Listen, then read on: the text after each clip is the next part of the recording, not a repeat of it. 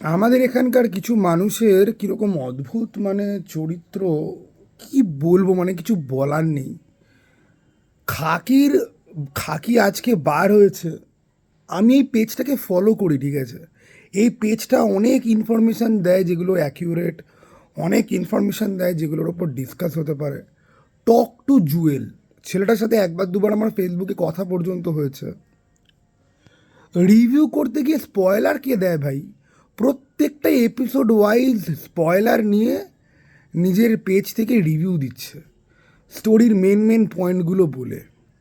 মানে আমি ইভেন কি কমেন্টে না মানে মানে আধ মানে মানে হাফ গালাগাল পর্যন্ত দিতে বাধ্য হলাম। এগুলো করে কি হয় রে? আরও চারটে লোক গালাগাল খাবে। এগুলো কেন করো তোমরা?